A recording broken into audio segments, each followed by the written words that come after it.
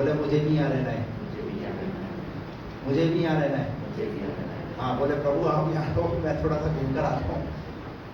Hallelujah, praise the lord. प्रभु को धन्यवाद, उसकी स्तुति और उसकी हम तारीफ करते हैं आज के दिन के लिए।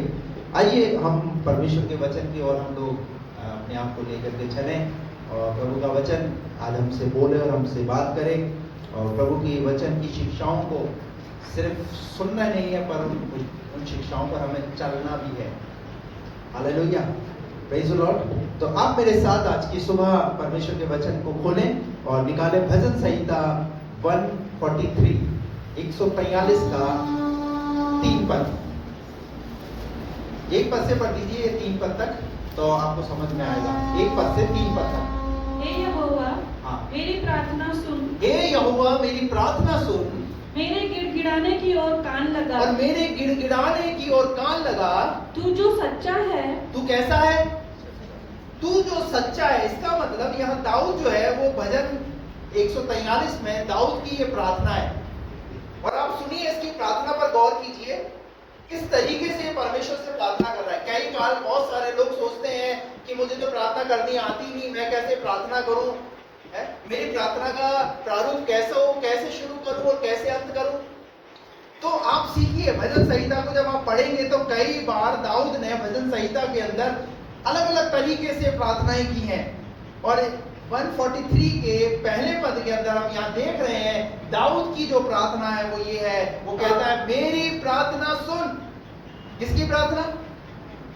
बोलिए ना, मेरी प्रार्थना को सुन और मेरे गिड़गिड़ाने की ओर कान और लगा। मेरे गिड़गिड़ाने की ओर कान लगा। तू जो सच्चा, तू कैसा है? तू सच्चा परमेश्वर है और धर्मी है, तू धर्मी है, इसलिए मेरी सुन ले। इसलिए मेरी सुन ले। देखिए कितना विश्वास है इसको, अपनी प्रार्थना के ऊपर विश्वास है। इसे विश्वास है जो मैं बोल रहा हूं परमेश्वर मेरी प्रार्थना को सुनेगा। हालेलुया। तू जो सच्चा है, धर्मी है, सो मेरी सुन ले और अपने दास से मुकदमा ना चला। और अपने दास से क्या ना चला? मुकदमा ना चला। क्योंकि कोई प्राणी तेरी दृष्टि में निर्दोष नहीं ठहर सकता। कोई प्राणी तेरी दृष्टि में कैसा नहीं ठहर सकता? निर्दोष नहीं ठहर सकता। हालेलुया। और आगे बढ़िए। शत्रु तो मेरे प्राण का ग्राहक हुआ है। शत्रु तो मेरे प्राण का ग्राहक हुआ है। ये हमारी मुख्य आयत जो है, इस पर हम बात करेंगे आज। शत्रु तो मेरे प्राण का ग्राहक हुआ है। उसने मुझे चूर करके मिट्टी में मिलाया है। मिट्टी में मिलाया और मुझे बहुत दिन के मरे हुओं के समान अंधेरे स्थान में डाल दिया है। Hallelujah, praise the Lord. तो दाऊद की प्रार्थना जब हम देख रहे हैं तो यहाँ दाऊद जो है वो किस प्रकार से 3 पद के अंदर अपनी प्रार्थना में शत्रु का जिक्र कर रहा है।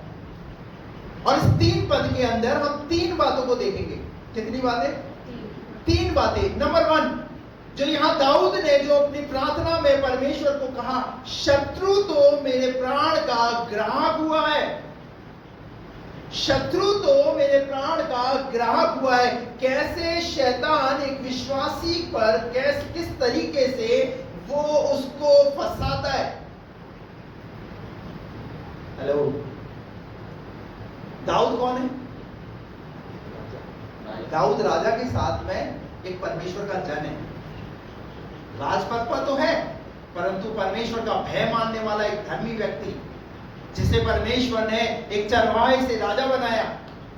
लेकिन अपने दुखों को वो व्यक्त कर रहा है। जब हम इस 3रे पद को जब हम पढ़ रहे हैं तो यहाँ पर इसके अंदर से एक वो दुख, उसकी वेदना, उसके अंदर की निराशा हमें नजर आ रही है कि किस प्रकार से, कैसे दुख से वो गुजर रहा है, कैसी पीड़ा से वो गुजर रहा है, किन तकलीफों से वो गुजर रहा है। उस तकलीफ को वो बयान कर रहा है। क्या कभी आप जब अपने जीवन में दुखी होते हैं तो क्या अपने हृदय की वेदना को परमेश्वर के सामने रखते हैं? क्या अपने दुख को परमेश्वर के सामने रखते हैं? दाऊद का दुख क्या है? क्या लिखा है? शत्रु मेरे प्राण का ग्राहक हुआ है। ये शत्रु कौन है? हेलो, ये किस शत्रु की बात कर रहा है?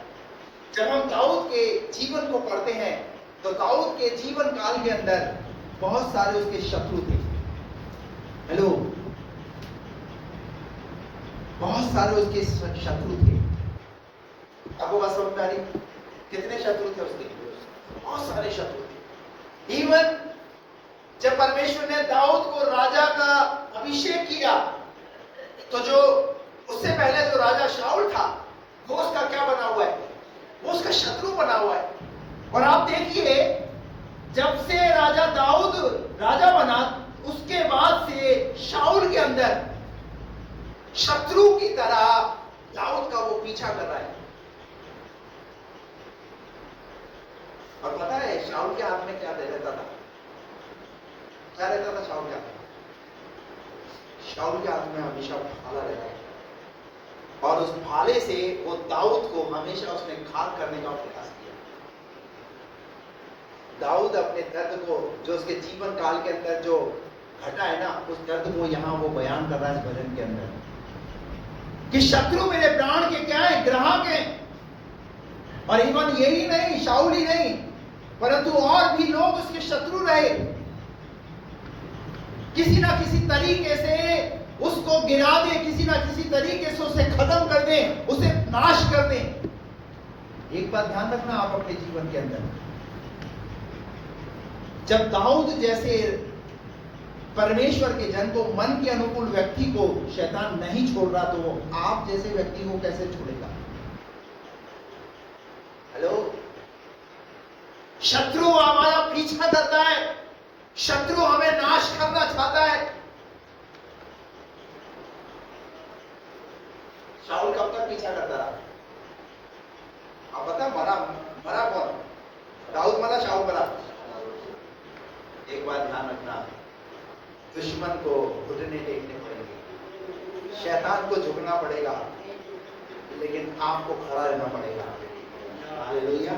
कई बार हम क्या करते हैं, जब हमारे जीवन में, जब हमें चारों तरफ से समस्याएं घेर देती है, तो हम उसके आगे घुटने टेक देते हैं, हम उस समस्या के आगे झुक जाते हैं। झुकिए मत, हटिए मत, डरिए मत, पर उस समस्या का आपको सामना करना है।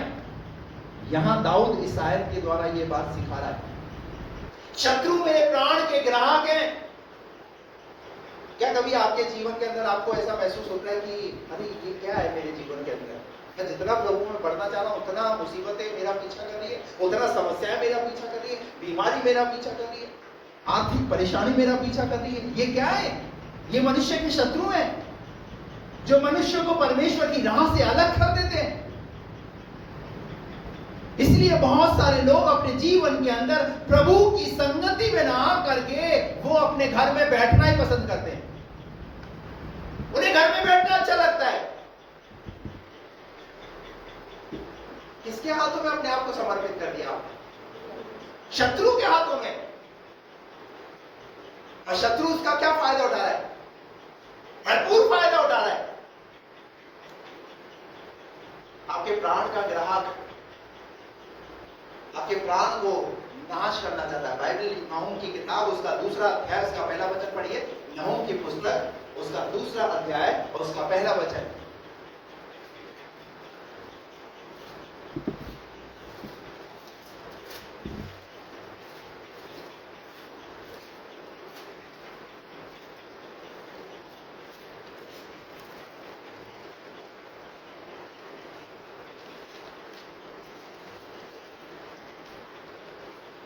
निकालिए जल्दी से।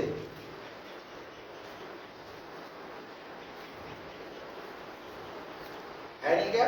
घर छोड़ कर आ गए?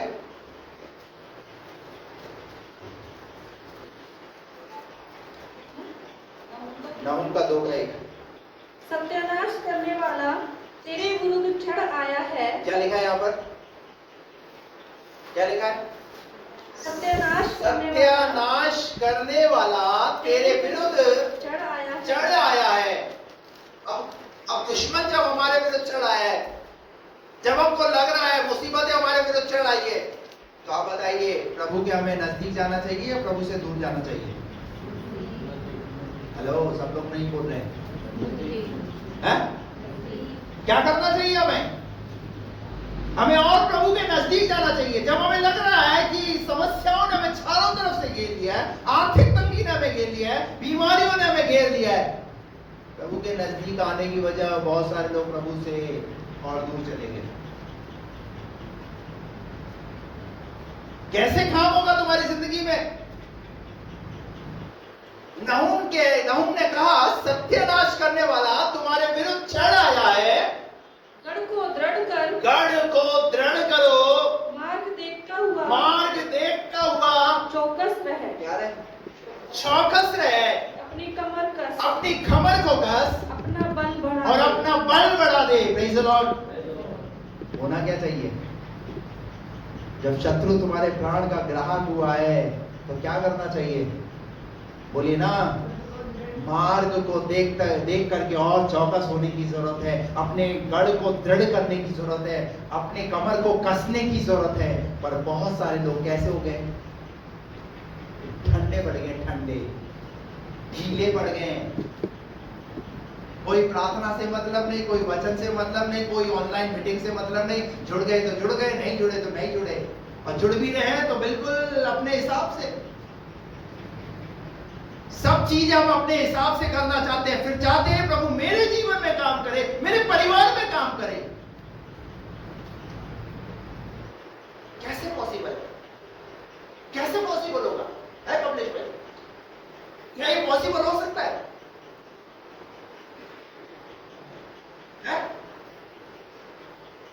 चलो भाई, गढ़ को दृढ़ करो। जब पता चल गया है सत्यानाश करने वाला हमारे विरुद्ध चढ़ आया है, शत्रु हमारे विरुद्ध चढ़ आया है, दुश्मन हमारे विरुद्ध चढ़ आया है, तो हमें और क्या करने की जरूरत है? इफिसियों 6 अध्याय के अंदर लिखा हुआ है, निदान प्रभु में और प्रभु की शक्ति के प्रभाव में क्या बनो? बलवंत बनो, बलवंत।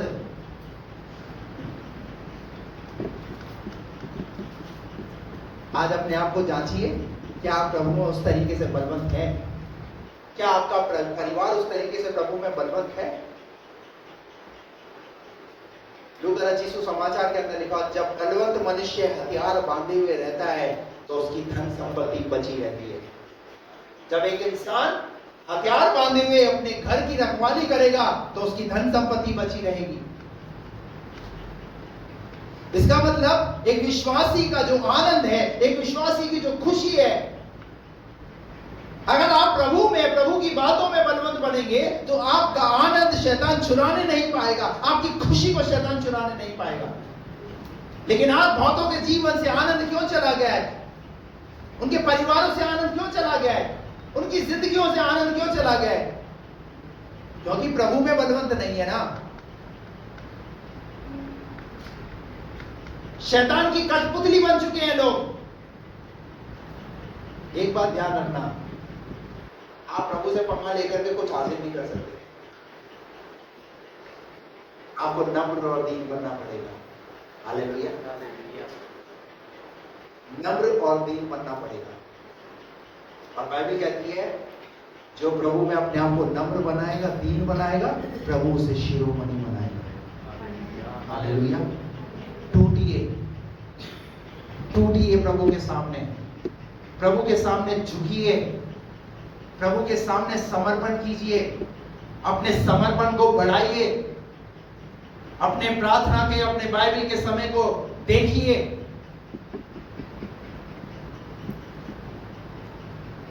सात दिन में एक दिन आ गए चर्च में और सोचते हैं बहुत बड़ा काम कर रहे हो, बाकी 6 दिन का, 6 दिन कैसा चल रहा है हमारा? 6 दिन में शैतान हमारे साथ कैसा व्यवहार कर रहा है? हेलो, कहां है आज हमारा समर्पण? कहां है आज हम? इस आयत में दाऊद की वेदना को देखिए। एक ऐसा व्यक्ति जो बाइबल कहती है दिन में 7 बार वो प्रभु की आराधना करता है। कितनी बार? दिन में 7 बार प्रभु की आराधना करता है, उसके साथ ऐसा हर्ष हो रहा है। कोई नहीं बोल रहा है। हेलो, जो व्यक्ति दिन में 7 बार प्रभु की आराधना कर रहा है, वो अपनी वेदना को व्यक्त कर रहा है कि शैतान मेरे प्राण का ग्राहक हुआ है, और यहां बैठे हुए विश्वासी 7 दिन में 1 बार आ रहे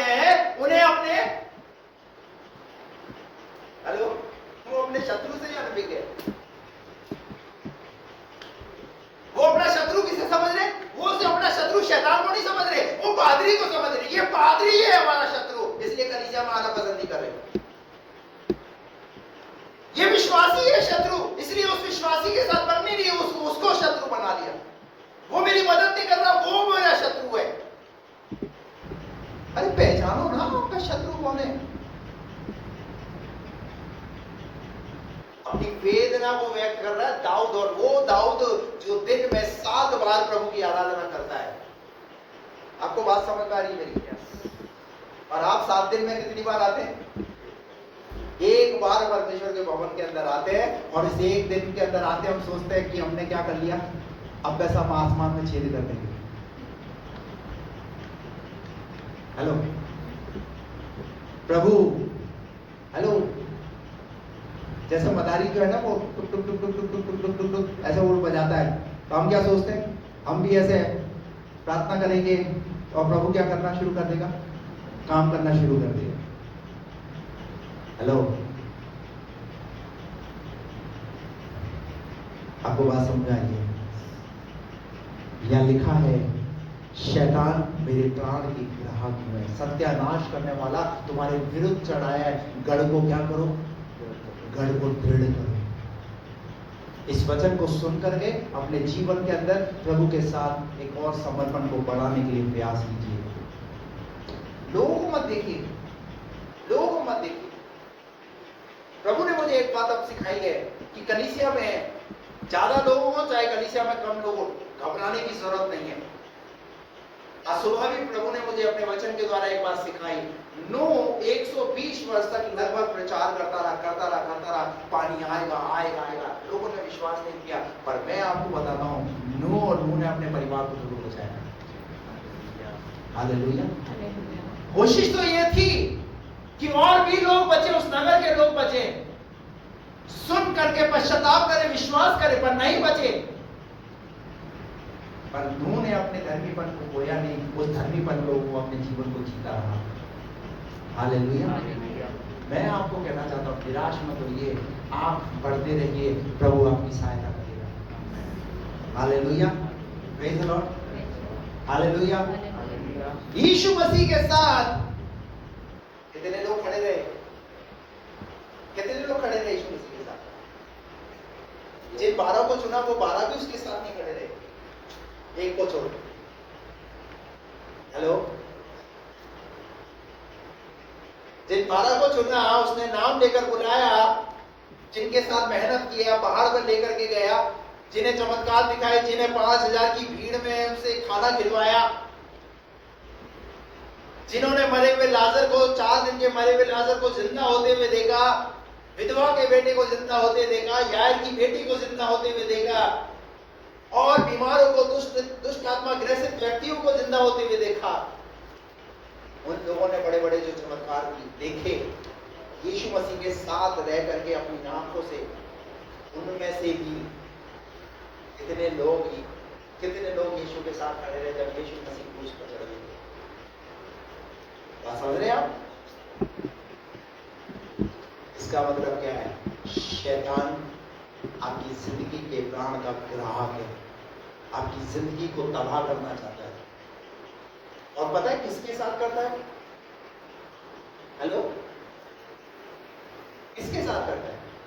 जो धर्मी है, जो प्रभु का भय मानने वाला है, उसका शैतान पीछा करता है। बात समझ आ रही है आपको?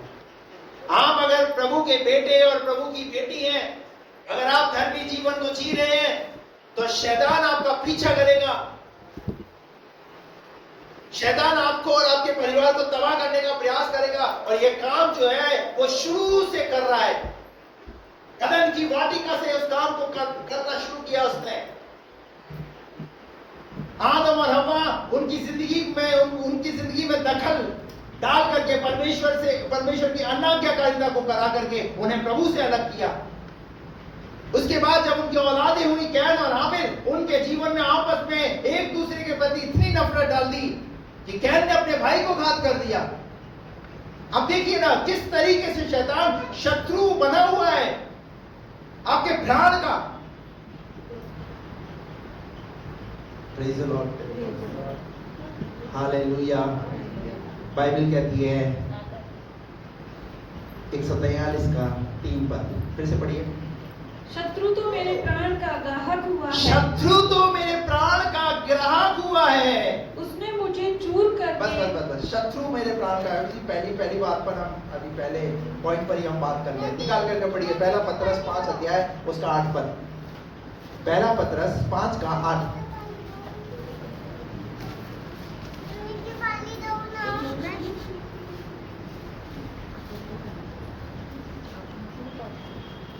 पढ़िए। सचेत हो और जागते रहो। सचेतों का मतलब क्या है? सचेतों का मतलब क्या है? टेंशन। जब कितने लोग फ्लाइट में बैठे हैं? कितने लोग फ्लाइट में बैठे? एक ही व्यक्ति बैठा हुआ, दूसरा मैं। क्या बोलते हैं जब फ्लाइट में बैठते हैं? क्या बोलते हैं? अटेंशन करते हैं वहां पर। अटेंशन इंग्लिश में कुछ कुछ बातें वहां बोलती है, वो है वार्निंग देती है। क्या करो? अपनी सीट बेल्ट बांध लो। कुछ कुछ इंस्ट्रक्शन दिया जाता है। सचेत इसका मतलब वो सामने आकर के खड़ी हो जाती है और सब लोग, इवन वो बोलती नहीं है, इशारे भी करती है वो। सचेत रहो इसका मतलब परमेश्वर का वचन यहाँ पहला पतरस 5 का 8 में प्रभु का वचन सचेत कर रहा है आपको। किस बात के लिए सचेत कर रहा है? यहाँ लिखा है जागते रहो। हेलो, जागते रहो। और क्यों जागना है? सचेत हो हाँ। जागते रहो। सचेत हो और जागते रहो। हाँ। क्योंकि तुम्हारा विरोधी शैतान, क्योंकि तुम्हारा विरोधी शैतान गरजने वाले सिंह के समान, गरजने वाले सिंह के समान इस खोज में रहता है। इस खोज में रहता है कि किसको फाड़ कि वह कब और किसको फाड़ना है। कौन है तुम्हारा शत्रु? हेलो, ये पुराने नियम में तो अभी हमने 143 का 3 में पढ़ा, तो वहां पर दाऊद अपना शत्रु जो है किसी मनुष्य को बता रहा है जो उसके राज्य के इर्द गिर्द थे। उनको वो कह रहा है और उनसे बचने के लिए वो वहां प्रार्थना कर रहा है। लेकिन नए नियम में जब हम पढ़ते हैं तो बाइबल का परमेश्वर, नए नियम का परमेश्वर यहाँ कहता है कि तुम्हारा विरोधी शैतान, तुम्हारा शत्रु कौन है? हेलो, पर हम हमारे शत्रु को क्या सोचते हैं? एक बहू जो है ना अपनी सास को सबसे बड़ी शत्रु मानती है। ये मेरी सास है ना, जब मरेगी ना तभी इस घर में शांति आएगी। हेलो, आपस में पति पत्नी एक दूसरे को क्या मानते हैं? एक दूसरे के हेलो शत्रु मानते हैं। आपका पड़ोसी जिससे आपकी बनती नहीं है उसे हम क्या समझते हैं? हमारा वो शत्रु है। लेकिन मैं इस वचन के आधार पर आपको ये बताना चाहता हूं और प्रभु आपको ये बात सिखाना चाहता है कि तुम्हारा शत्रु और कोई नहीं है, तुम्हारा शत्रु है शैतान। अपने शत्रु को पहचानो। हालेलुया। तुम्हारा विरोधी शैतान गरजने वाले सिंह की नाई वो इस खोज में रहता है। क्या करता है वो? खोज। क्या खोज करता है? सुनिए इस पर, इसको गोद में ले लो बहन जी, गोद में ले लो। वो इस खोज में रहता है। देखिए कैसे, देखिए एग्जाम्पल, छोटा एग्जाम्पल बताता हूं। मान लीजिए आप 2-3 लोग बैठे हुए हैं और बातें कर रहे हैं, बहुत अच्छे से बातचीत हुई। उसी बातचीत के दौरान कुछ ऐसी बात किसी के मुंह से निकलेगी और उसी दौरान क्या हो जाएगा? एक बहुत बड़ा तमाशा और एक बहुत बड़ा बवंडर हो जाएगा। ये किया किसने? बोली ना, आप तो अच्छे खासे बातें कर रहे थे, परंतु शैतान तो खोज में निकला हुआ है ना। हेलो, इसलिए ध्यान रखो जब बातचीत हो रही है तो शैतान को मौका मत दो, क्योंकि शैतान तो मौका ढूंढ रहा है। बात समझ में आ रही? आप अगर खाना खा रहे हो, खाने के दौरान में अगर कुछ ऐसी बात हो गई तब शैतान को मौका मिलेगा। और शैतान क्या करेगा? तो खोज कर रहा है भाई। हेलो, कितने लोगों को मेरी बात समझ में आ रही है? शैतान गरजने वाले सिंह की नाई वो इस खोज में रहता है कि वह कब और किसको मार खाए। पास्टर प्रचार कर रहा है और प्रचार में प्रभु से जो उसने पाया है उन बातों को वो सिखाने का प्रयास कर रहा है, पर बैठा हुआ सामने वाला विश्वासी वो ये मन में उसके शैतान डाल रहा है कि ये आज तेरे लिए बोल रहा है, ये आज तेरे लिए बोल रहा है, ये आज तुझे टारगेट कर रहा है। हेलो। और सामने बैठा हुआ विश्वासी क्या होता है? शैतान के उकसाने में आ जाता है। बाइबल में लिखा हुआ है, दाऊद को किसने उकसाया? वहां लिखा हुआ है, राजा दाऊद जब राजा बना हुआ था, बहुत सारे राज्य उसने जीते, परंतु एक विचार शैतान ने उसके मन में डाला कि तेरी प्रजा में इजराइलियों की गिनती को ले, और उसने इस बात को जो उसके मन में डाली उस अनुसार वो अपनी प्रजा की गिनती लेने लगा। हेलो। और ये बात उसके लिए दंड का कारण बनी। इसका मतलब ये है, जब खुदा तुम्हें बढ़ा रहा है, जब खुदा तुम्हें आशीष दे रहा है, तो शैतान को क्यों अपनी जिंदगी में मौका दे रहे हो? अपने परिवार में क्यों उसको एंट्री दे रहे हो? याकूब की पत्री में लिखा हुआ है, शैतान द्वार पर खड़ा हुआ है। हेलो। वो कब और किसको फाड़ खाए। मैं आपको कहना चाहता हूं, शैतान की युक्तियों से बचिए। शैतान आपको ही नहीं, परंतु आपके घर को और आपके परिवार को वो तबाह करना चाहता है, वो बर्बाद करना चाहता है।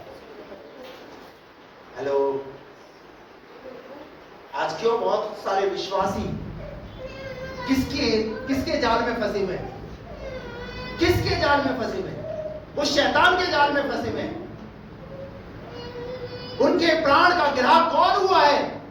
उनके प्राण का ग्राहक शैतान हुआ है, शत्रु हुआ है। और अगर इस वचन को आप सुन रहे हैं और जो ऑनलाइन सुनेंगे, मैं उनको भी कहना चाहता हूं कि आप अपने शत्रु को पहचानिए। कोई मनुष्य आपका शत्रु नहीं है, पास्टर शत्रु नहीं है, पर जो शत्रु है वो कौन है? Hallelujah, praise the Lord. निकाल करके पढ़िए 2 कोरिन्थियों 2:11। 2 कोरिन्थियों 2:11।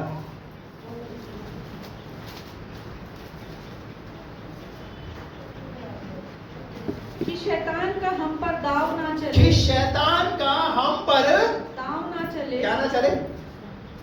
क्या ना चले? शैतान का हम पर दाव ना चले, इसलिए क्योंकि हम उसकी युक्तियों से अनजान नहीं। क्या नहीं होना है आपको? आपको शैतान की युक्तियों से अनजान नहीं होना है। आपको पता है ना। हेलो। इधर देखिए मेरी तरफ सब लोग इधर देखिए। आपको पता है परमेश्वर है?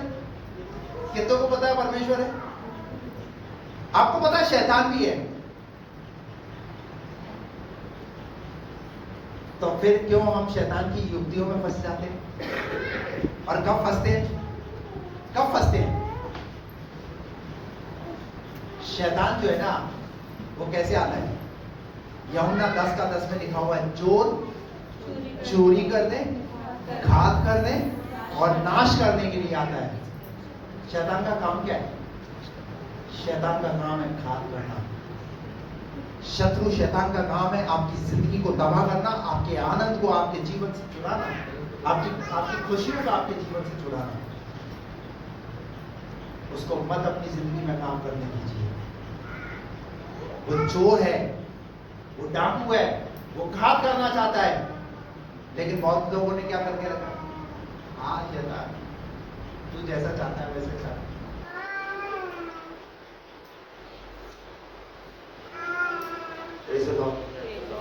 यह लिखा हुआ है, शैतान का हम पर दाव ना चले।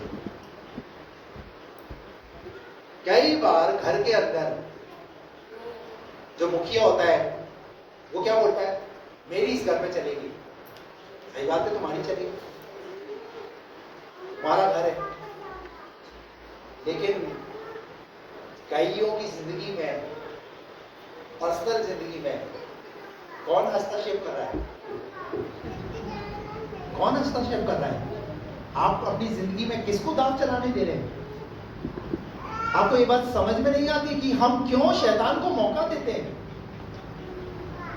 शैतान तो खोजबीन कर रहा है, शैतान तो फाड़ खाना चाहता है। शैतान तो आपके परिवार को तबाह करना चाहता है, आपको प्रभु की संगति से अलग करना चाहता है। शैतान का आप प्रभाव ना चले, इसलिए हमें शैतान की युक्तियों से अनजान नहीं होना है। Hallelujah, hallelujah. अय्यूब की किताब उसका 1 अध्याय उसका 7 पद, देखिए यहां पर एक उदाहरण। अय्यूब 1:7 पढ़िए।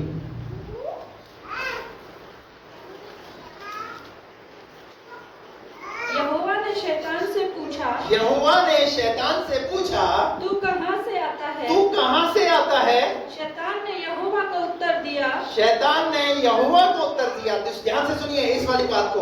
शैतान ने यहोवा को उत्तर दिया, पृथ्वी पर। कहां पर? ऐसे करो, कहां पर? पृथ्वी पर। इधर उधर। किधर? इधर उधर। झोटवाड़ा, निवारू, मुरलीपुरा, खोर, जलमहल, कहां कहां? इधर उधर। कहां कहां? इधर उधर की जगह आप ये नाम बोल सकते हैं आप। किधर किधर? इधर उधर। वो कभी आलोक के घर चला जाता है, आलोक के घर विजिट करता है और देखता है क्या कर रहा है आलोक रात को 10 बजे रील चला रहा है, माफ करना भैया,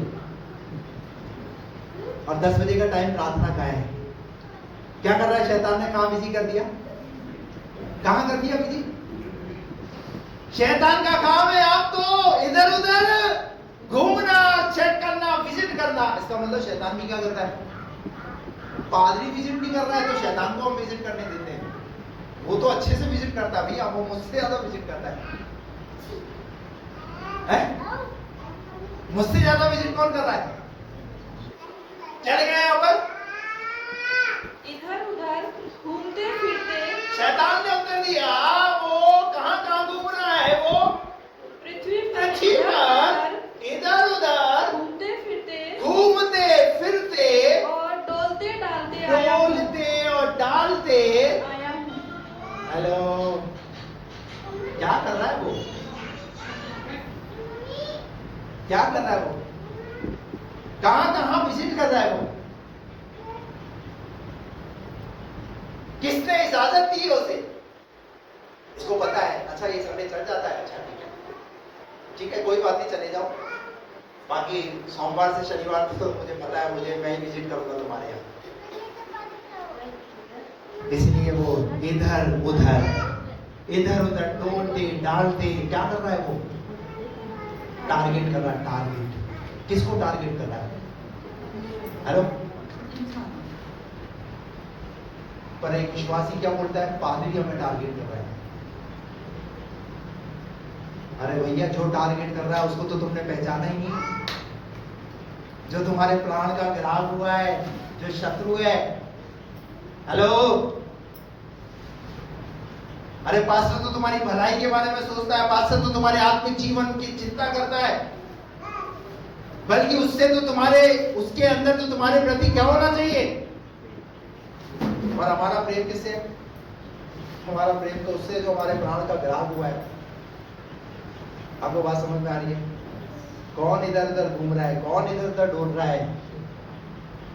बाइबल साफ साफ स्पष्ट शब्दों में बता रही है किसके परिवार में विजिट कर रहा है। बताइए, शैतान किसके परिवार में विजिट कर रहा है? अगर आप धर्मी हैं, प्रभु का भय मानने वाले, जैसा अय्यूब के लिए लिखा हुआ है, तो शैतान उसके क्या कर रहा है? चारों तरफ उसने जब विजिट किया, जब चारों तरफ घूम करके देखा, तो क्या देखा? बाइबल कहती है प्रभु ने उसके चारों तरफ क्या बांध के रखा हुआ है? एक बाड़ा बांध कर रखा हुआ है। हालेलुया। शैतान को किसी भी प्रकार से कोई भी सुराग मत दो जो आपकी जिंदगी में घुसाए और आपकी जिंदगी को तहस नहस करे। कितने लोगों के खेत है? खेत है किसी का? खेत देखे आपने? खेत के चारों तरफ क्या बांधा जाता है? क्या बांधा जाता है बहन जी? बाड़ा बांधा जाता है। क्यों बांधा जाता है? ताकि कोई जंगली जानवर उस खेती को, फसल को खराब ना करे। और पता है उसके बाद और भी सुरक्षा की जाती है। क्या सुरक्षा करते हैं? एक पुतला खड़ा कर देते हैं, उसे कपड़े पहना देते हैं और हांडी पहना देते हैं और ऐसे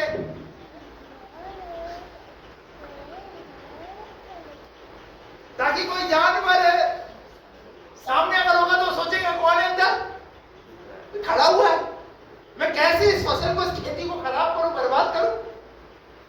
अपनी जिंदगी में, आत्मिक जीवन के अंदर जागते रहिए, सचेत रहिए, घुसने मत दीजिए शैतान को। सारे द्वार बंद करो। हेलो, क्या करो? आज उन द्वारों को जो खुले हुए, उन सारे द्वारों को आज बंद कर दो। शैतान मेरे प्राण का ग्राहक नहीं होना है। हालेलुया।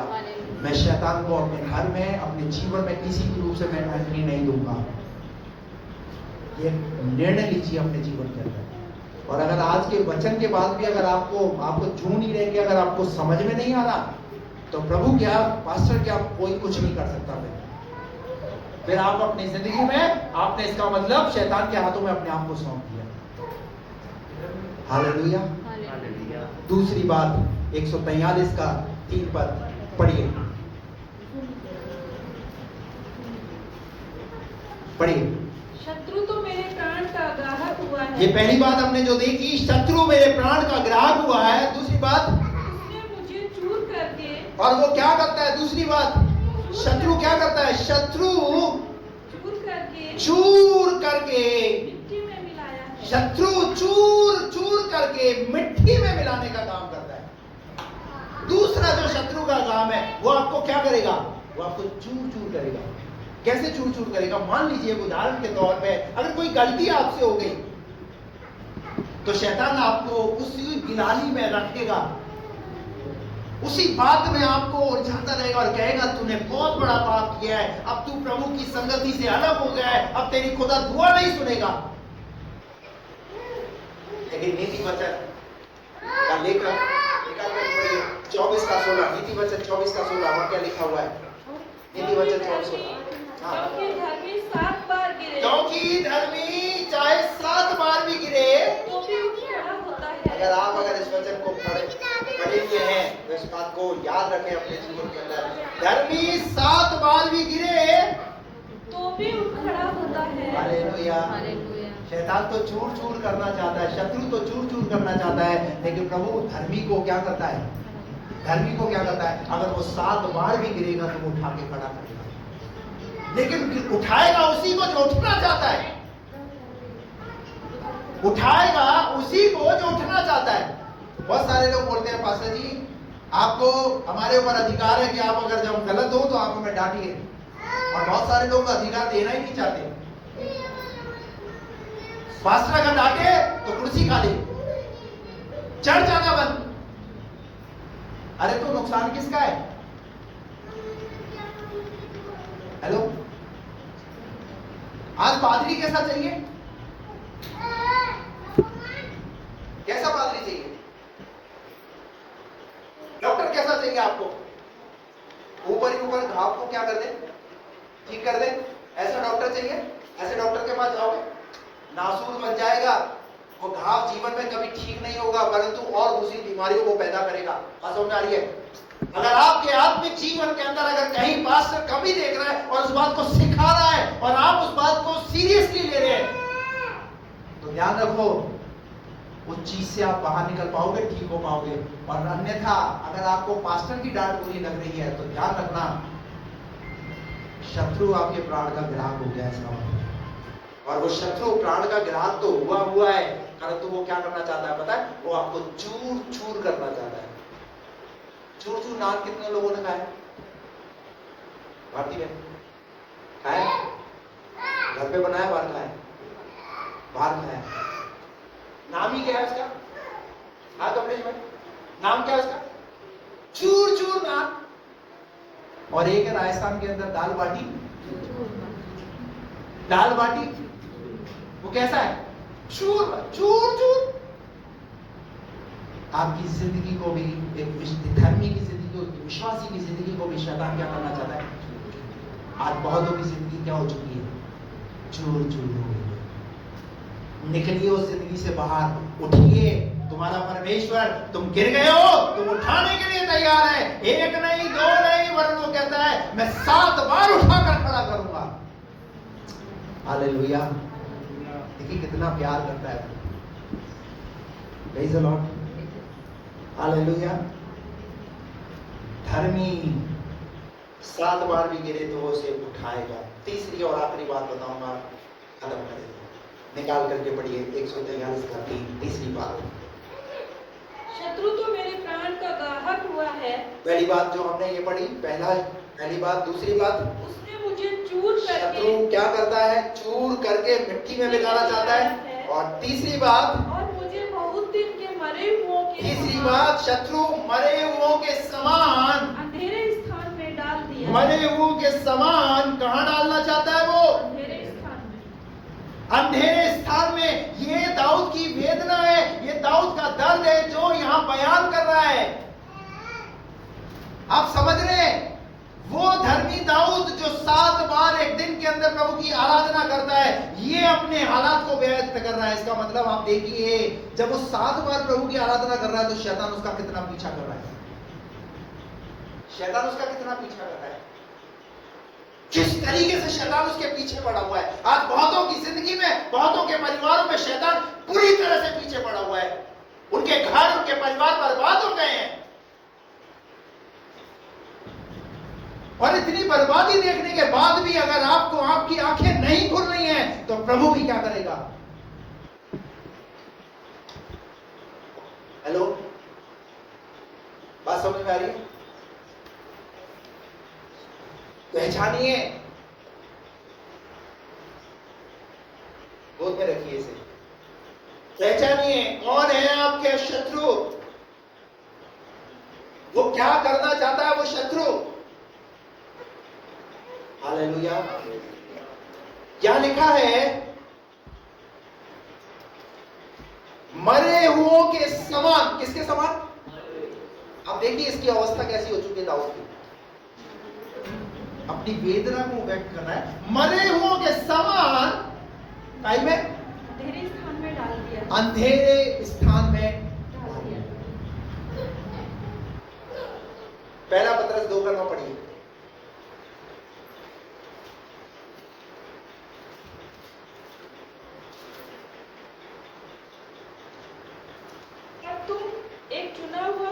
पर तुम एक चुना हुआ वंश और राजपदधारी याजकों का समाज और पवित्र लोग और परमेश्वर की नित्य प्रजा हो। हाँ, इसलिए कि जिसने तुम्हें अंधकार में से अपनी अद्भुत ज्योति में बुलाया है, उसके गुण प्रकट करो। पर तुम्हारा परमेश्वर कैसा परमेश्वर है? हेलो, वो तो मरे हुओं के समान शैतान, शत्रु अंधेरे में डाल कर रखना चाहता है। परंतु बाइबल कहती है परमेश्वर अंधकार में से अपनी अद्भुत ज्योति में बुलाया है। Hallelujah, praise the Lord.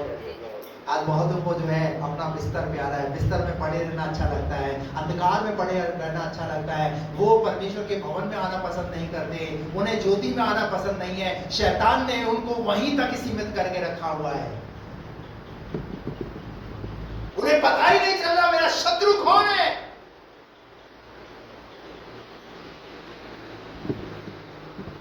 उस बीमारी ने तुम्हें इतना घेर के रखा हुआ है, तुम्हें बिस्तर में पटक दिया है, तुम्हें उठने नहीं दे रही, वो उस अंधकार में पटक दिया है। और आपको बताऊं मैं, आध्यात्मिक रूप से मनुष्य जब अपने मन को कठोर कर लेता है और परमेश्वर के भवन के अंदर नहीं आ रहा है, वो भी एक बीमारी है। वो भी एक बीमारी है। नहीं जाऊंगा, बताओ कोई बात नहीं, खुदा का क्या बिगड़ जाएगा, प्रभु का क्या बिगड़ जाएगा। आपने किसके हाथों में अपने आप को सौंप दिया है? हालेलुया। दाऊद की वेदना देखिए, वेदना। ये वो दाऊद है जो 7 बार प्रभु की आराधना करता है। कितने राज्य इसने जीते हैं, किस तरीके से प्रभु के साथ चला है। और प्रभु इसके इस दाऊद के विषय में क्या क्या बोलता है पता है? प्रभु ने इस दाऊद के विषय में बोला है, दाऊद मेरे मन के अनुकूल व्यक्ति। कैसा? मेरे मन के अनुकूल व्यक्ति अगर कोई है तो वो है दाऊद। क्या ये बात प्रभु आपके विषय में बोल सकता है? क्या आपके परिवार के लिए प्रभु ने ये बात बोली? हाँ, हम अपने मन के अनुकूल है, हम परमेश्वर के मन के अनुकूल नहीं है। हमें मर्जी आएगा तो चर्च आएंगे, हमें मर्जी आएगा तो हम अपने मन के अनुकूल चल रहे हैं। हमें मर्जी आएगा तो देंगे, नहीं है तो नहीं देंगे। हम अपने मन के अनुकूल चल रहे हैं। ऑनलाइन मीटिंग है तो अपने हिसाब से जुड़ेंगे तो जुड़ेंगे, नहीं तो नहीं जुड़ेंगे। हम अपने मन के अनुकूल चल रहे हैं। बात समझ में आ रही है आपको? इस वेदना को अपने जीवन में महसूस कीजिए। आज आपकी भी एक प्रार्थना हो जाए जो दाऊद की प्रार्थना है, शत्रु मेरे प्राण का ग्राहक है। आप ये छोड़ दो, कोई इंसान आपके प्राण का ग्राहक है या प्राण कोई इंसान आपका दुश्मन है, नहीं नहीं, कोई इंसान दुश्मन नहीं है।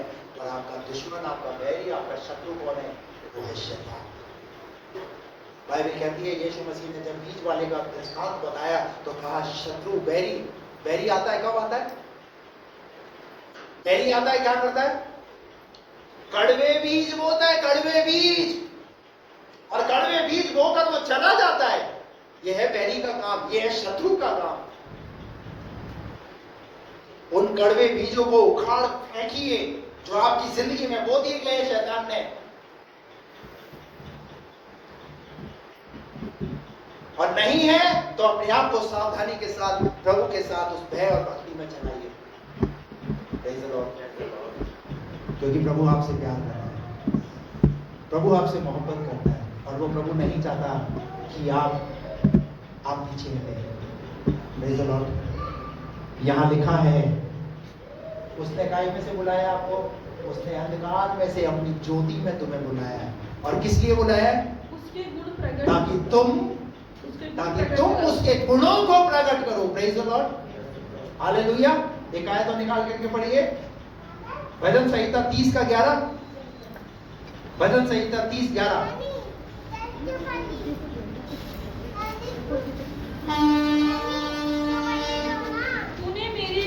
तूने मेरे लिए विलाप को नृत्य में बदल डाला। ये कौन बोल रहा है? ये बात किसने बोली? ये बात दाऊद ने बोली। सुनिए ध्यान से, तूने मेरे विलाप को नृत्य में बदल डाला। Hallelujah, praise the Lord. अरे शैतान तो मुझे मिलाना चाहता है, शैतान तो मुझे चूर चूर करना चाहता है, शैतान तो मुझे अंधकार में रखना चाहता है, परंतु वो ये इस भजन के अंदर कहता है कि उसने मेरे विलाप को, मेरे दुख को काय में बदल दिया, डांस में बदल दिया। हालेलुया, काय में बदल दिया? नृत्य में बदल दिया। मैं रो रहा था, मैं बिलख रहा था, मैं आंसू बहा रहा था। कहता है भजन संहिता के अंदर कई जगह उसने बोला है, मैं पूरी रात मेरा बिछौना आंसू से भीगता रहा। मेरे रोने को प्रभु ने देखा, मेरे बिलखने को प्रभु ने देखा है, परंतु मेरे विलाप को प्रभु ने काय में बदल दिया? नृत्य में बदल दिया। Praise the Lord. ध्यान रखना, दुख हमेशा रहेगा नहीं, विलाप हमेशा रहेगा नहीं। शैतान पीछा जरूर कर रहा है, परंतु शैतान की युक्तियों को, शैतान की चालों को प्रभु विफल करने वाला प्रभु है। क्या लिखा है? आगे बढ़िए। तूने मेरा टाट उतरवाकर मेरी कमर में आनंद का पटुका बांधा है। पुराने जमाने के अंदर टाट कब पहनते थे? जब किसी दुख से गुजर रहे होते थे, उपवास में बैठे होते थे, तो वो क्या ओढ़ लेते थे? वो राजकीय वस्त्र को उतार करके, अपने सुंदर कपड़ों को उतार करके, राजा के वस्त्रों को उतार करके वो टाट को लेते। ये इस चीज को दिखाता है, ब्राह्मणता को और दीनता को। कौन सा वस्त्र? टाट का वस्त्र। आगे, तूने मेरा टाट उतरवाकर, हमेशा टाट नहीं पहने रहेंगे। हेलो, तूने मेरा टाट उतरवाकर मेरी कमर में आनंद का पटुका बांधा है। क्या सा पटुका? आनंद का पटुका बांधा है, खुशी का पटुका बांधा है। और आगे, ताकि मेरी आत्मा तेरा भजन गाती रहे और कभी चुप ना हो। भजन करूं मैं, भजन करूं, नाम मसीह का मैं लेता रहूं। मैं किसका भजन करूं? आज घर में भजन किसका हो रहा है? ये मेरा पति है ना, सबसे बड़ा मेरा दुश्मन है। मेरी पत्नी मेरी सबसे बड़ी दुश्मन, मेरे बच्चे मेरे सबसे बड़े दुश्मन, ये मेरा पड़ोसी मेरा सबसे बड़ा बैरी दुश्मन है, डेली मेरे घर के आगे पानी फैलाता है? कौन से भजन गाने हैं? बोलिए ना, कौन सा भजन है आज हमारा? आज हमारा रोना क्या है? आज हमारा रोना इन्हीं बातों पर हो गया। उसने मेरे साथ ऐसा कर दिया, उसने मेरे साथ ऐसा कर दिया, और कुछ नहीं तो एट प्रेजेंट की बातों को ना लेकर के बीती हुई बातों को खोद खोद कर निकाल कर ला करके, अरे भैया ये किसकी खोज है? ये खोज किसकी है? बीती हुई बातों को ला करके और आपके बीच में झगड़ों को पैदा करना, ये किसकी खोज है? बोलिए ना, क्योंकि हमने क्या पढ़ा वहां पर पहला पत्रस का 5:8 के अंदर, शैतान इस खोज में रहता है कि वो कब और किसको फाड़ खाए। आज बहुतों की जिंदगी में आज की लड़ाइयां नहीं है, वो बीते हुए कल की लड़ाइयों को आज लेकर के आ गए हैं।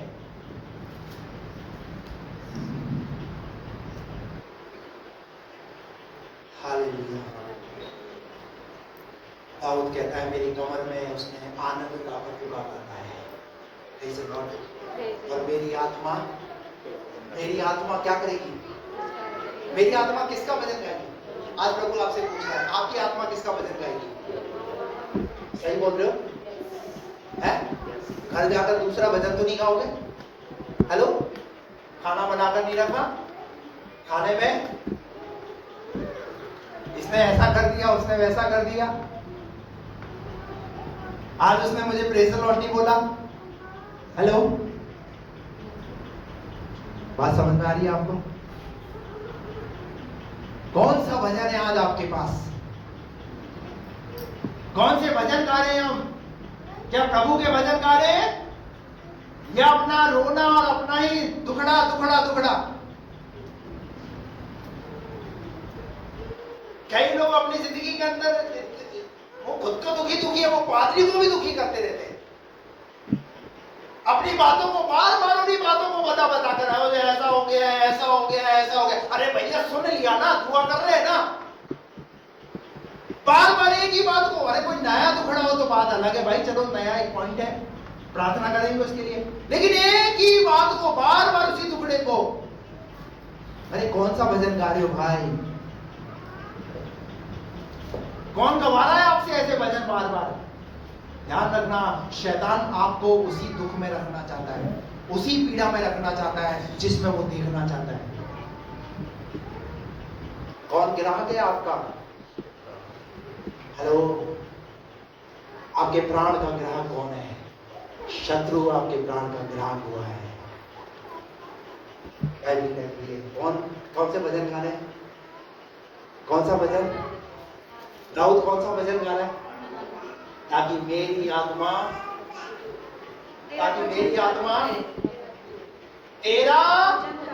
तेरा भजन गाती रहे। Hallelujah, praise the Lord.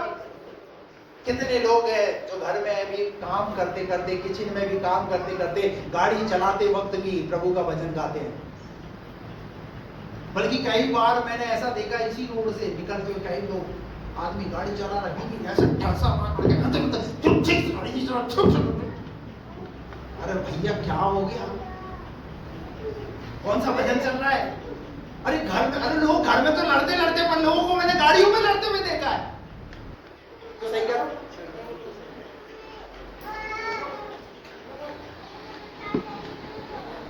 तुम्हारा भजन, तुम्हारी आत्मा प्रभु का भजन गानी चाहिए। और मैं आपको बताऊं, जब तुम प्रभु के भजन गाते रहोगे ना, तो ये दूसरे जो भजन कीर्तन हो रहे हैं ना, ये बंद हो जाएंगे। वो यहाँ भी नहीं, तो ऐसे चल रहा हमारे, तो ऐसे चलने के हमारे साथ मजा आता है कि थोड़ा बीच बीच में होता है, एंटरटेनमेंट होता रहता है। इससे थोड़ा सा इस भाई ने जो है मुझे पियर जाने का मौका मिल जाता है। देखा है अशोक भाई, इस भाई ने थोड़ा सा मुझे घर से बाहर रहने का अच्छा मौका मिल जाता है।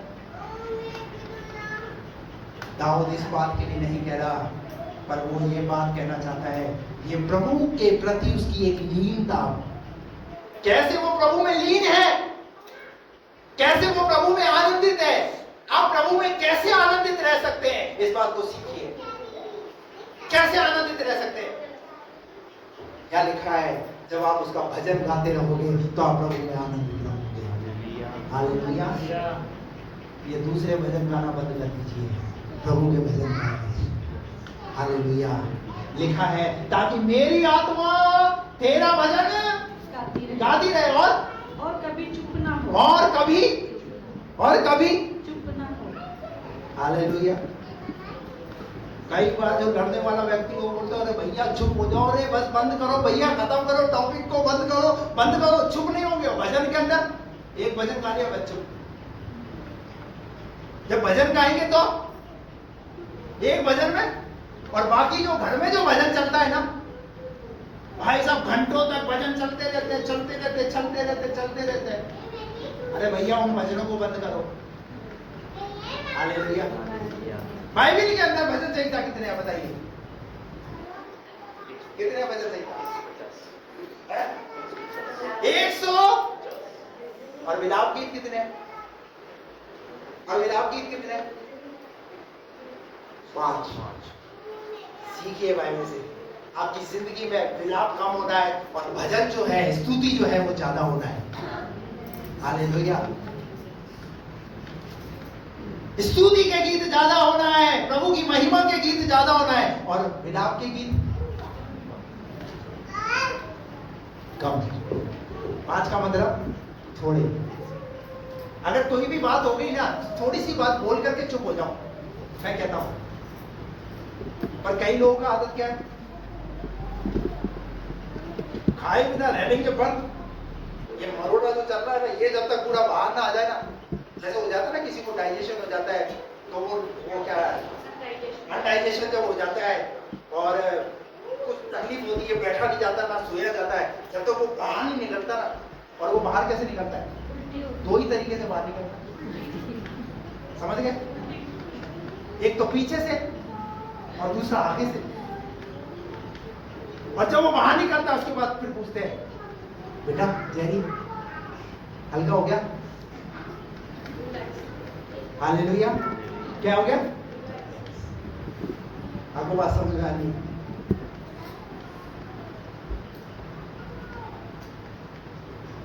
तुम्हारी आत्मा कौन सा भजन गा रही है?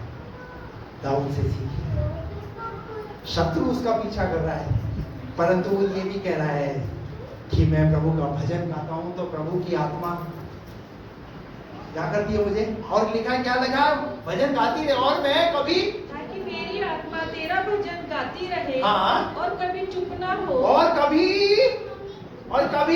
चुप ना हो, और कभी चुप ना हो। Praise the lord. प्रभु के भजनों के लिए कभी चुप मत रहो। तुम्हारी गाड़ी भी जब चलाते हो तो गाड़ी के अंदर भी प्रभु के भजन हो। जब तुम किचन में काम कर रहे हो तब भी तुम प्रभु के भजन गाओ। जब तुम खड़े हो और कुछ काम कर रहे हो, यात्रा कर रहे हो, तब भी प्रभु के मन में गीतों को गाते रहो, गुनगुनाते रहो, क्योंकि बाइबल में लिखा है, प्रभु के वचन में लिखा है। चुप मत रहो। और जैसे कहावत है ना, जब खाली दिमाग रहता है तो किसका घर बनता है? शैतान का घर। आज बहुतों की जिंदगी में किसने घर कर लिया? इसीलिए तो आज मेरा विषय यही है, तुम्हारा शत्रु कौन है जो तुम्हारा प्राण का ग्राहक हुआ है। हालेलुया। आज बहुतों की जिंदगी में शत्रु क्या कर रहा है? उनकी जिंदगी में राज कर रहा है, उनके परिवारों में राज कर रहा है, और उन्हें उस मुसीबत से बाहर नहीं निकलने दे रहा, उन्हें उस तकलीफ से बाहर नहीं निकलने दे रहा, ना ही उठने दे रहा है। और बहुतों की आदत ये है कि वो बस पड़े हैं, बस बैठ गए तो बैठ गए। अब कोई अरे और कैसे उठाएगा? प्रभु का वचन आपके पास है, प्रभु के शिक्षाएं आपके पास है, एक अच्छा पास्टर प्रभु ने आपको दिया है, उसके बाद भी अगर आप उठने के लिए तैयार नहीं तो और कैसे मदद होगी आपकी?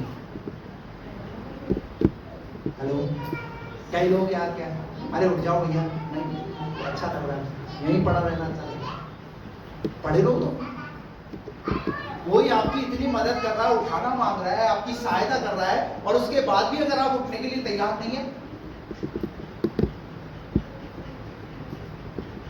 कभी चुप ना हो। और उसके बाद आगे, हे मेरे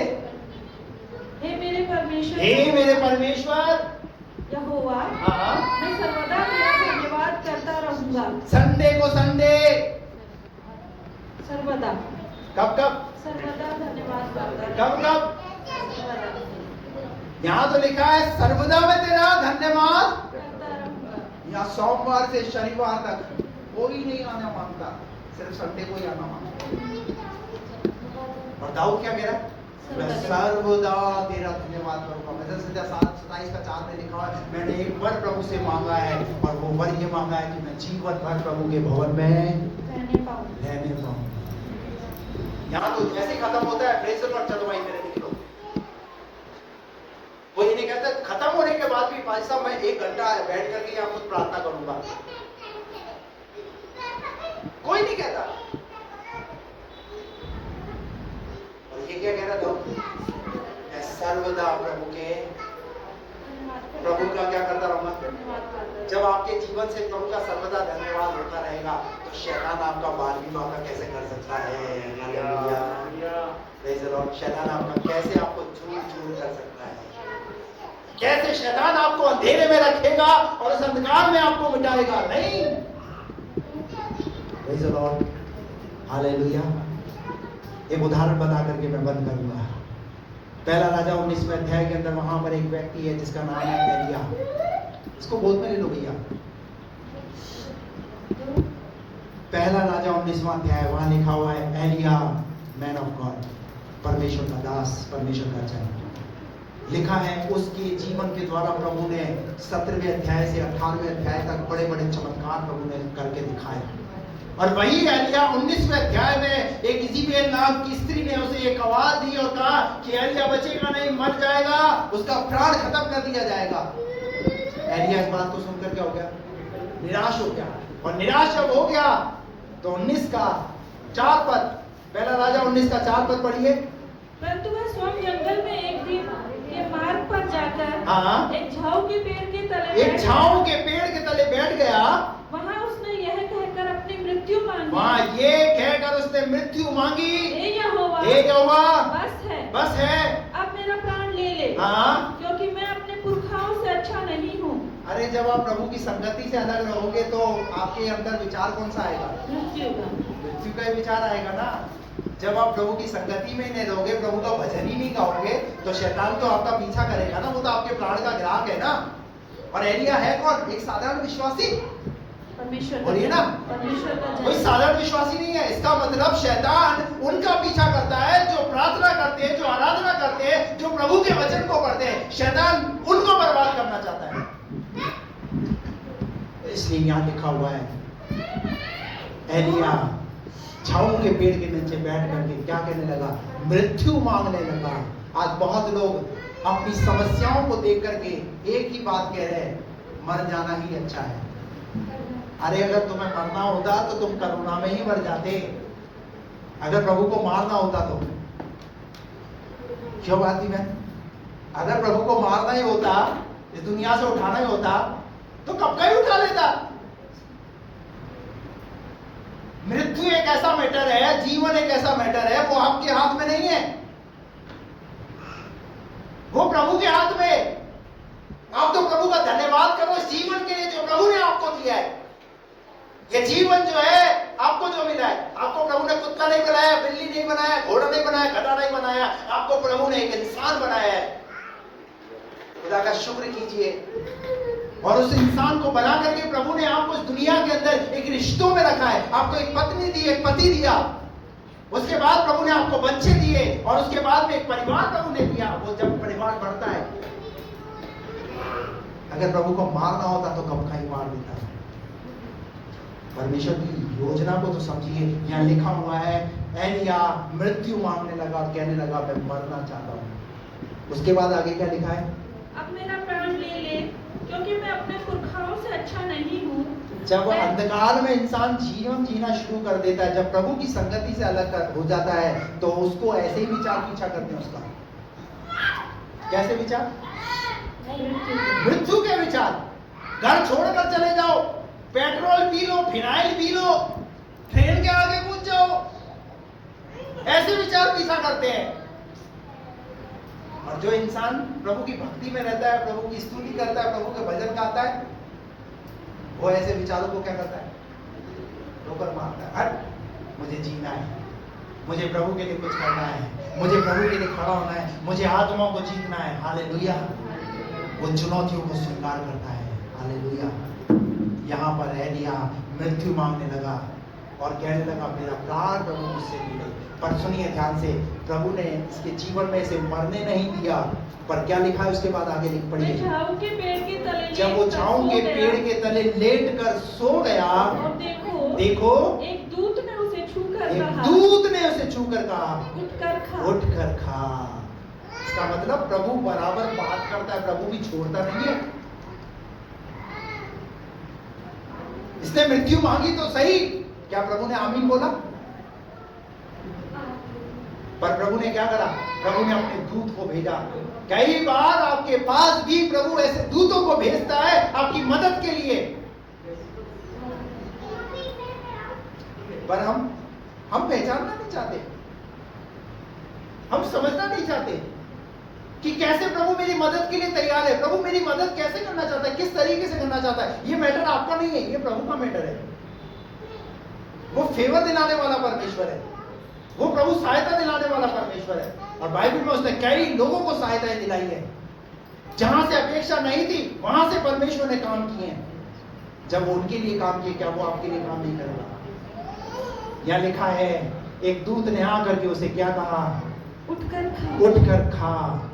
उसने दृष्टि कर क्या देखा? हाँ, कि मेरे सिरहाने पत्थरों पर पकी हुई एक रोटी, हाँ, और एक सुराही पानी रखा है। हाँ, तब उसने खाया और पिया और फिर लेट गया। ये कहां से इंतजाम हुआ इसके लिए?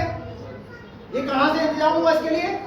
स्वर्ग से। इसका मतलब जब दुनिया के सारे इंतजाम आपके लिए बंद हो जाए तो परमेश्वर वो एक और रास्ता जो बचा है वो रास्ता प्रभु बोलता है। Praise the Lord. आपको लग रहा है आपकी जिंदगी के लिए, आपके परिवार के लिए सारे रास्ते बंद हो गए। मैं कह रहा हूँ चिंता मत करो, दुनिया के सारे रास्ते बंद हो गए, पर एक द्वार अभी खुलना बाकी है, और वो द्वार मेरे लिए खुलेगा। बोलो मेरे लिए खुलेगा। प्रभु मेरे लिए उस द्वार को खोलेगा। किसी के लिए खोले ना खोले, पर वो मेरे लिए द्वार खोलेगा। हालेलुया। Praise the lord.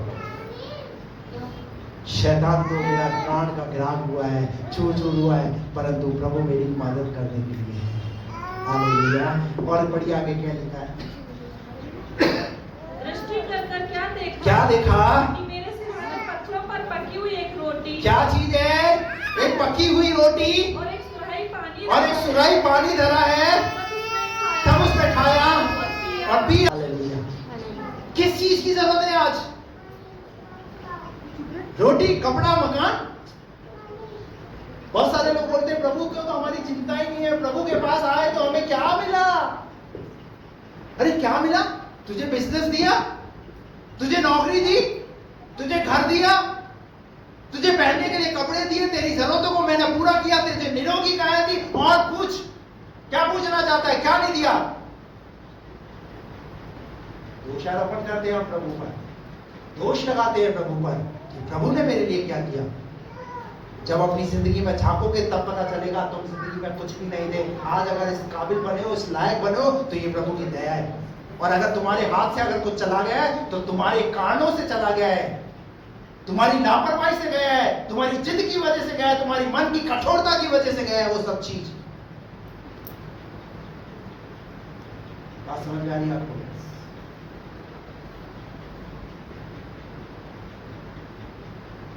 प्रभु क्या कह रहा है?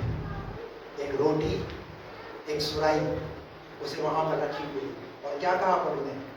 प्रभु ने फिर भी उसे एनकरेज किया, प्रभु के दूत ने, और क्या कहा? उठकर खा, और क्योंकि तुझे बहुत लंबी यात्रा करनी है। यात्रा छोटी नहीं है। हालेलुया। अभी तुम्हें एक लंबी और यात्रा करनी है, पर थोड़ी देर पहले ही क्या मांग रहा था? इसका मतलब प्रभु ऐसी दुआ भी सुनता है। कौन सी वाली दुआ? तुमने जो मृत्यु वाली दुआ मांगी ना, तुम्हारी मृत्यु वाली दुआ को प्रभु आमीन कर देगा। नहीं नहीं नहीं नहीं, मृत्यु को प्रभु जीवन में बदलेगा भैया, और ये दिखाएगा कि वो परमेश्वर सच्चा और जीवता परमेश्वर है। तुमने तो मांगी थी मृत्यु, पर देख मैं तुझे जीवन इसलिए दूंगा कि देख मैं क्या करना चाहता था तेरी जिंदगी में आगे के लिए। आज बहुतों को ये बात समझनी पड़ेगी, तुम्हारी जिंदगी में प्रभु क्या करना चाहता है ये बात तुम्हें समझनी पड़ेगी। आज तुम अपने घर के परिवारों को, दुखों को सोच करके निर्णय ले चुके हो कि मर जाना मेरे लिए ठीक है, घर छोड़कर चला जाना मेरे लिए ठीक है, ये तुम्हारा निर्णय है, पर तुम्हारे प्रभु का निर्णय ये है कि मैं आगे तुम्हें वो सब कुछ करके दिखाऊंगा, तुम्हारे निर्णयों पर क्रॉस लगाऊंगा। कि जो तुमने सोचा था वो तुम्हारी सोच थी, पर मेरी सोच ये है कि मैं बड़े चमत्कार करके दिखाऊंगा। दूत ने कहा उठ और खा पी। और आगे बढ़िए। तब उसने उठकर खाया पिया और उसी भोजन से बल पाकर पहली बार क्या किया उसने? उठकर खाया और फिर लेट गया। आज बहुतों की आदत यही है, कुछ इंतजाम हो जाता है, थोड़ा सा इंतजाम हो जाता है, बस फिर भरोसे। अरे भैया, जो खिलाया है ना वो स्वर्ग से जो आया है। अरे पहचान तो सही, कोई तेरी मदद करने के लिए आया, वो इसलिए तुझे खिलाया है, तुझे लेटने के लिए नहीं, तुझे घर में पड़े रहने के लिए नहीं, घर में रहने के लिए नहीं। घर से बाहर निकल, जब तो तू कुछ कर पाएगा। पर ये क्या करने लगा एलिया? इसने खाया। आज बहुत लोग क्या कर रहे हैं, यही दिनचर्या है, खा रहे पी रहे लेट रहे, खा रहे पी रहे लेट रहे, खा रहे पी रहे लेट रहे, खा रहे पी रहे लेट रहे। यही पैटर्न बना हुआ है। भरोसे आ जाएगा, कोई दे जाएगा, बस हो जाएगा। अरे तुम तो कुछ करो।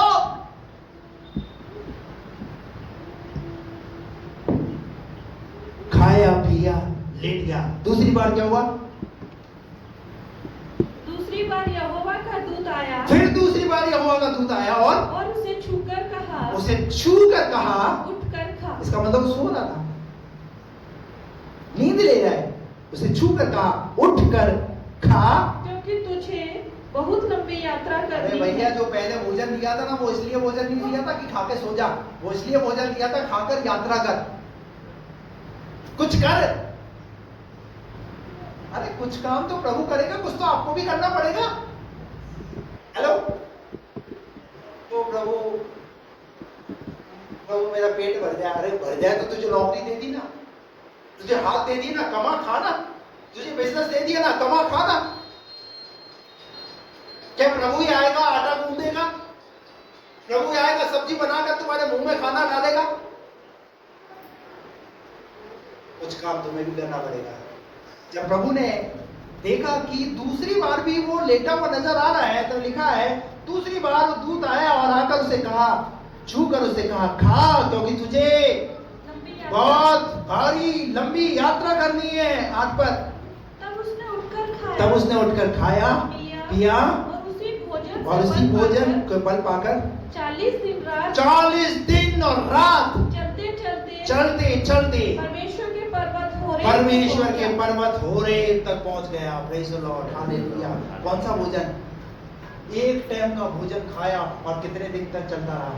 अरे जब प्रभु काम करेगा ना, प्रभु ताकत देगा, तो ऐसी ताकत देगा, वो उस एक भोजन के द्वारा 40 दिन की यात्रा कर रहा है। चलता जाना, दिन चल रहा, रात चल रहा, दिन चल रहा, रात चल रहा है। हालेलुया। Praise the Lord. कोई थकावट महसूस हो रही है?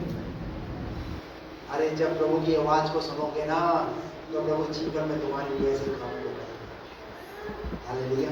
जो इसकी लिखा है 40 दिन और रात वो चलता रहा। वहां लिखा है होरेब पर्वत को वो पहुंच गया, और वहां लिखा है 9 पद पढ़िए। वहां वह एक गुफा में जाकर टिका और यहोवा का यह वचन उसके पास पहुंचा, हे एलिय्याह, तेरा यहाँ क्या काम? फिर प्रॉब्लम। तीसरी बार कहां चला गया? ये एक अंधकार वाली गुफा में चला गया और वहां जाकर के छिप गया। पर फिर से प्रभु की आवाज आई। बाइबल कहती है प्रभु एक नहीं, दो नहीं, बल्कि 3 बार बोलता है। Praise the Lord. परंतु वो उस पर चित्त नहीं लगाती। चित्त लगाइए ना। ये जो आवाज आ रही है ना, ये मेरी आवाज नहीं है, ये प्रभु की आवाज है। प्रभु अपनी आवाज को आप तक, आपके कानों में डाल रहा है, और वो ये चाह रहा है, मेरे बेटे मेरी बेटी मेरी आवाज सुन। गुफा में रहने के लिए नहीं, अंधकार में रहने के लिए नहीं, अंधेरे में रहने के लिए नहीं, बिस्तर पर पड़े रहने के लिए नहीं, अपने घर में पड़े रहने के लिए नहीं, पर घर से बाहर निकल। तीसरी बार प्रभु ने उससे कहा, गुफा में है, तो गुफा में उससे प्रभु ने कहा, एलिय्याह, तेरा यहां क्या काम? मैं कहना चाहता हूं ऑनलाइन सुन रहे हो आप, घर में पड़े हो, तुम्हारा घर में क्या काम, घर से बाहर निकलो। परमेश्वर का भवन उजाड़ पड़ा हुआ है और हर एक घर, हर एक व्यक्ति अपने ही घर को दौड़ा, सबको अपना घर प्यारा है, प्रभु के भवन की चिंता नहीं है। हेलो, कोई साफ सफाई की चिंता नहीं है, किस चीज की प्रभु के भवन के अंदर जरूरत है कोई ये पूछने के लिए तैयार नहीं है। और अपना घर तो सब सुंदर बनाना चाहते हैं, अपने घर के अंदर तो ये पेंटिंग लगाओ, इधर घड़ी लगाओ, इधर ऐसा लगाओ, इधर ये करो, उधर वो करो, अरे इसके अंदर पेंट खराब हो गया है। कभी किसी को चिंता नहीं कि अरे नहीं पादरी साहब यहाँ पेंट होना चाहिए। हर एक अपने घर को जोड़ा चला जाता है, कोई ये पूछने के लिए तैयार नहीं है पास्टर जी आप बोलिए इस भवन के अंदर किस चीज की जरूरत है।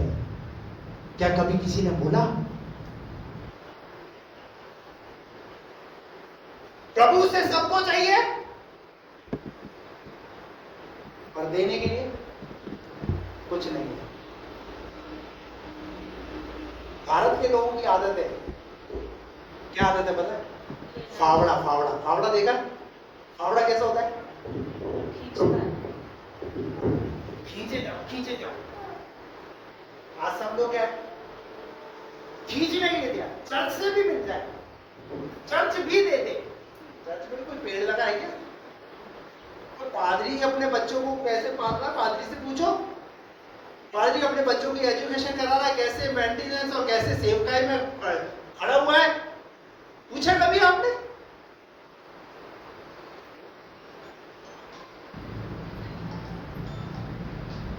सबको अपनी चिंता है, सब खड़े हैं, बस प्रभु से मिल जाए। अरे बेलचा भी तो लो, थोड़ी देर फावड़ा छोड़ दो। बेलचे का काम क्या होता है? बेलचा देखा आपने? पुराने जमाने के अंदर जो इंजन वाले, जो कोयले वाले जो इंजन होते थे, उसमें वो बेलचा इस्तेमाल करते थे। वो इंजन कैसे चलता था? वो कोयला भरते और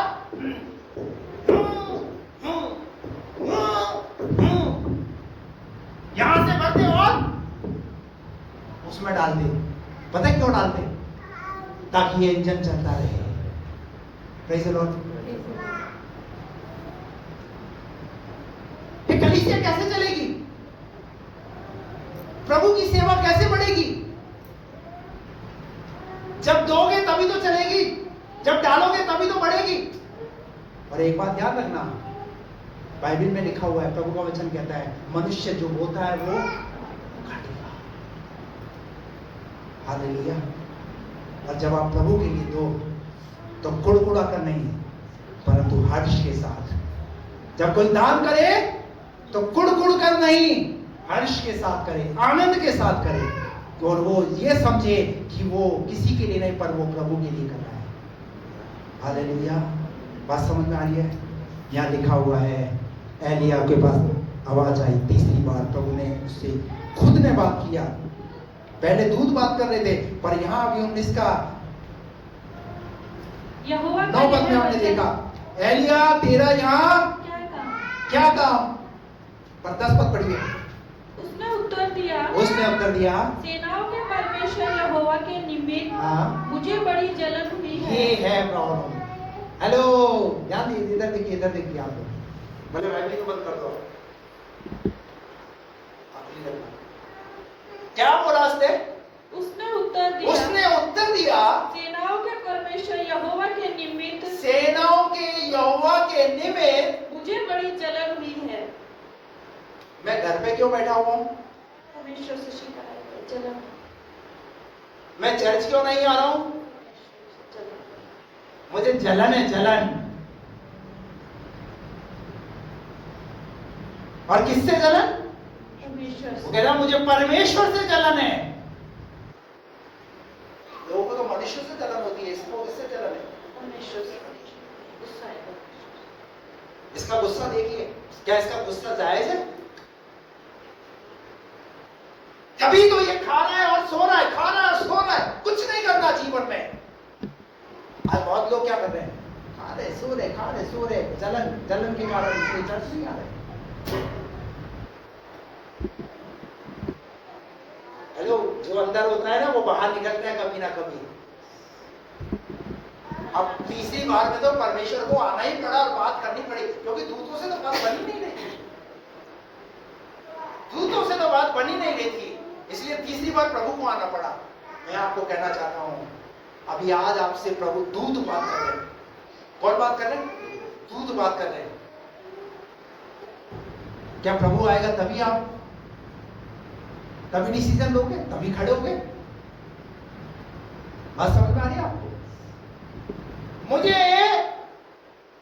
परमेश्वर यहोवा के निमित्त मुझे चलन भी, तो कैसी चलन? बड़ी जलन, बड़ी चलन। बड़ी जलन। और चलन किस बात के? आगे पढ़ो, दिखा।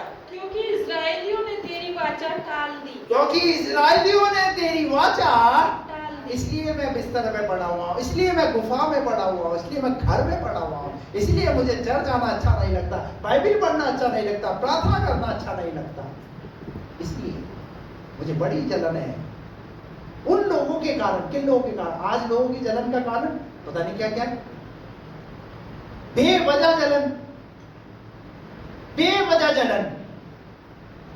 यहां पर देखिए, लोग इजरायली लोग हैं किसके? क्या एलिया के हैं क्या? अरे वो तो परमेश्वर के है ना, तो फिर इसको कहां से जलन है?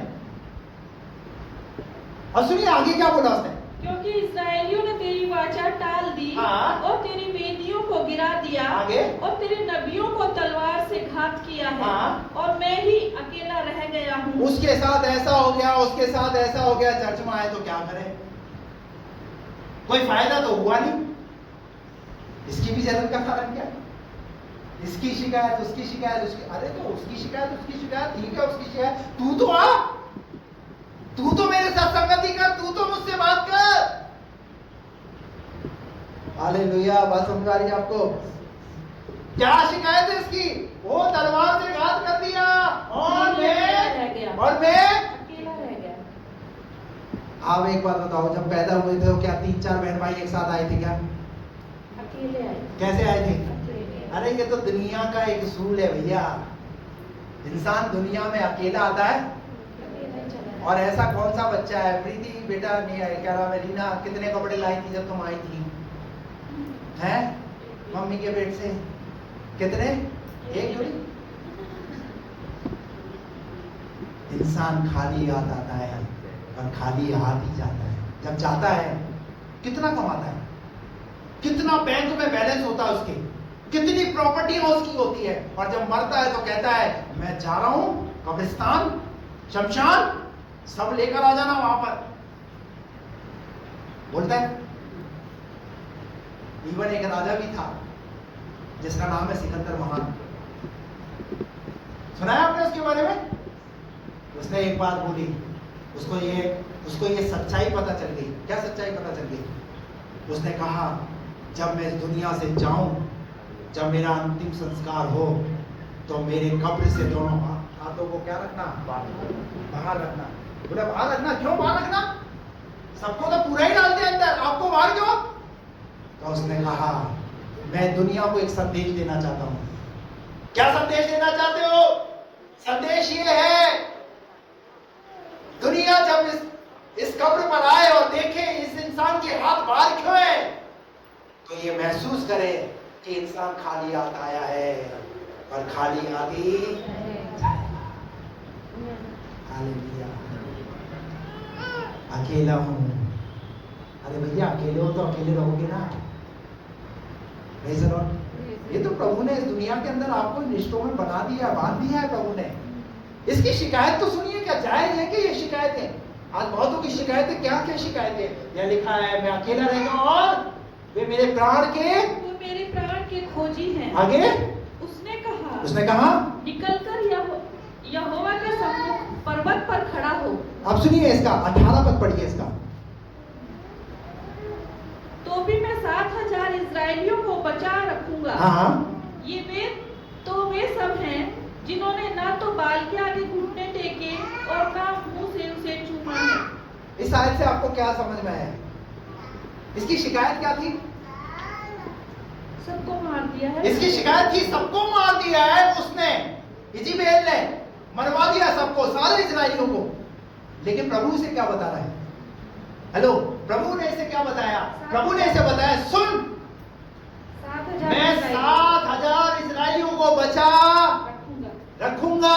रखा है इसने। और आगे, ये तो वे सब ये हैं तो वे सब हैं जिन्होंने ना तो बाल के आगे घुटने टेके ना तो बाल के आगे घुटने टेके और ना मुंह से उसे चूमा है। ना उन्होंने मुंह से उसे बेवजह, तुम्हें पता ही नहीं है, पूरी जानकारी नहीं है, बेमतलब में परमेश्वर से पंगा, परमेश्वर से शिकायत। परंतु परमेश्वर तो ऑलरेडी पहले से ही कितने लोगों को देख रहा है? 7,000 लोग। कितने बचे हुए? 7,000 लोग। तू अकेला नहीं है, तेरे जैसे और भी 7,000 लोग बचे हुए हैं। मैं आपको क्या कहना चाह रहा हूं, अपने आप को अंधकार में मत रखिए, अपने आप को अंधेरे में मत रखिए, अपने आप को उस घर में उस घुटती हुई जिंदगी में मत रखिए। बाहर निकलिए, अंधकार से ज्योति में आइए। तुम्हारा परमेश्वर तुम्हारे साथ है। शत्रु तो मेरे प्राण के ग्राहक हुए हैं, परंतु परमेश्वर मेरा बचाव करने वाला हुआ है। हालेलुया। इसलिए मेरी आत्मा उसका भजन गाती है। परमेश्वर आपको इन वचनों के द्वारा ऐसी शक्ति और ऐसी सामर्थ्य दे। इस वचन को आपने सुना है, इस वचन को अगर कोई व्यक्ति, आपका पड़ोसी, आपका मित्र, आप उसको भी शेयर कीजिए, ताकि वो भी आज के इस वचन को सुन करके अपने जीवन में उस निराशा से बाहर आए। बात समझ में आ रही है? आलोक, घर जाकर अपनी पत्नी को वचन सुनाना। अशोक भाई, समझ में आ रहा है? जितने लोग यहाँ पर हैं, इस वचन को मनन कीजिए। कौन है हमारा प्राण का ग्राहक? शत्रु हमारे प्राण का ग्राहक हुआ है, मत होने दीजिए। अगर मेरे प्राण पर अगर किसी का अधिकार है तो परमेश्वर को छोड़ और किसी का अधिकार नहीं है। आइए अपनी आंखें बंद करें, प्रार्थना करें।